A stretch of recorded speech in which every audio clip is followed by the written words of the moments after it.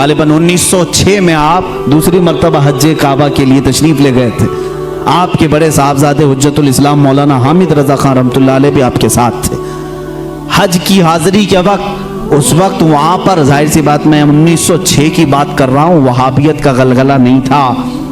اہل سنت و جماعت تھے، ترکیوں کی خلافت تھی، سنی عاشقان رسول مکہ میں بھی تھے، مدینے میں بھی تھے، علماء حرمین طیبین تھے. جیسی علماء کو معلوم ہوا ہندوستان سے ایک جوان عالم دین ہے، وہ آئے اور ان کے علم کا توتی بولتا تھا اس وقت. تو اس وقت وہابیوں کے شروع کے فتنے نکلے تھے اور علم غیب رسول پر لوگ سوال کر رہے تھے. مولانا سید اسماعیل رحمۃ اللہ تعالی مکہ مکرمہ کے جلیل القدر عالم دین ہیں، سید اسماعیل مکی رحمۃ اللہ علیہ، وہاں پر موجود بڑے بڑے مشائخ ہیں.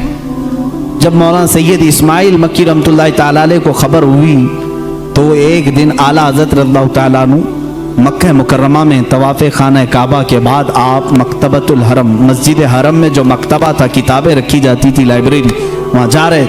یہ پیچھے سے آئے، انہوں نے دیکھا، اعلیٰ حضرت رضی اللہ تعالیٰ عنہ کو دیکھا اور اس کے بعد ملاقات ہوئی، گفتگو ہوئی. مکتبے میں جب گئے تو وہاں 4 علماء اور بیٹھے تھے، سب کتابیں کھولے ہوئے بیٹھے تھے.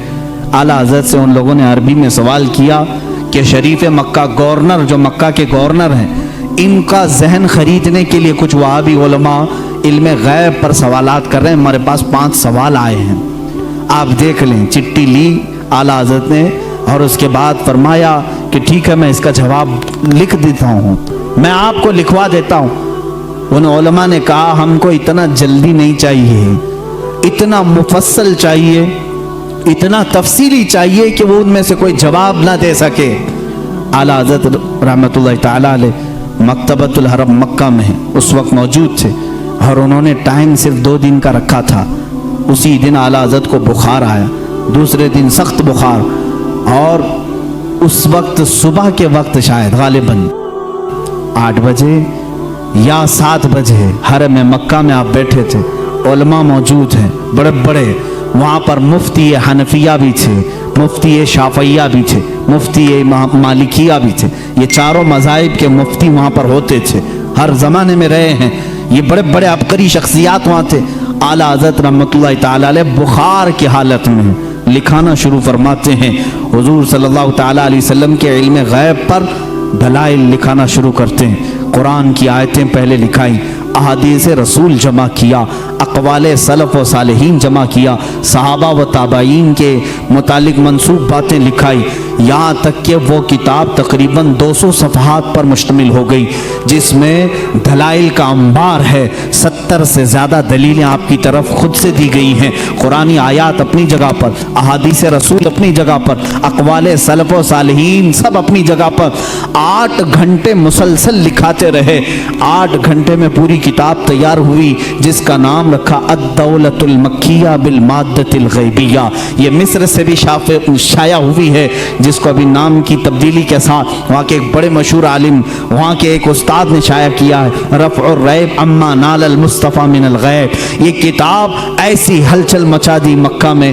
8 گھنٹے میں لکھی ہوئی کتاب ہے جس میں تقریباً 200 دلائل موجود ہیں، 70 سے زیادہ اقوال موجود ہیں. یہ تمام دلائل لکھنے کے بعد اعلیٰ حضرت رحمۃ اللہ تعالیٰ علیہ اس میں تفسیر کے حوالے جاتے، ریفرنس سب ہیں، ایسا نہیں کہ منہ سے بولتے چلے گئے. تفسیر کے اور اصول حدیث کے ریفرنس ہیں، فلاں حدیث کی کتاب میں یہ عبارت ہے، فلاں تفسیر کی کتاب میں یہ لکھا ہوا ہے، فلاں علم فقہ کی کتاب میں یہ لکھا ہے، فلاں محدث نے یہ بیان کیا. سب کے ریفرنس کے ساتھ لکھایا، جبکہ سامنے آپ کے کوئی کتاب بھی نہیں تھی. ساری چیزیں لکھا کر کے پیش کیا. اخیر میں فرماتے ہیں فقیر بیمار ہے، بخار زدہ ہے، علالت میں ہے اور سفر کی حالت میں ہے، ساتھ اپنی کتابیں نہیں رکھتا. میری بساط کے مطابق جو کچھ ذہن میں حاضر ہوا وہ پیش کر دیا، باقی سب اللہ رب العزت جس سے چاہے دین کا کام لے.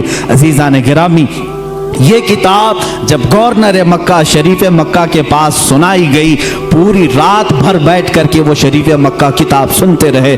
دوسری رات آئی، پوری کتاب سنی، یہاں تک کہ علماء مکہ، علماء مدینہ حاضر ہوتے ہیں اور اعلیٰ حضرت سے دست بستہ کہتے ہیں آپ اپنی اجازات حدیثہ ہمیں عطا فرمائیں، آپ اپنی اجازات میں ہمیں شامل فرمائیں۔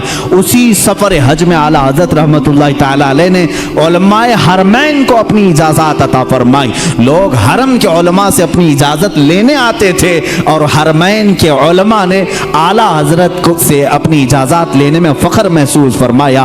وہاں کے مرجع العلماء تھے، ایک بڑے پائے کے بزرگ ہیں، ان کی بارگاہ میں جب اعلیٰ حضرت پہنچے بڑا ادب کرتے تھے مکہ اور مدینے کے علماء کا۔ اعلیٰ حضرت نے ان کے زانوں کو چوما، ان کے زانوں کو چوما، وہ 70 سال سے زیادہ کی عمر کے تھے۔ انہوں نے برجستہ کہا اے ہندی عالم احمد رضا، حق تو یہ ہے کہ میں تمہارے نالین کو چوموں، حق تو یہ ہے کہ میں تمہارے قدموں کو چوموں۔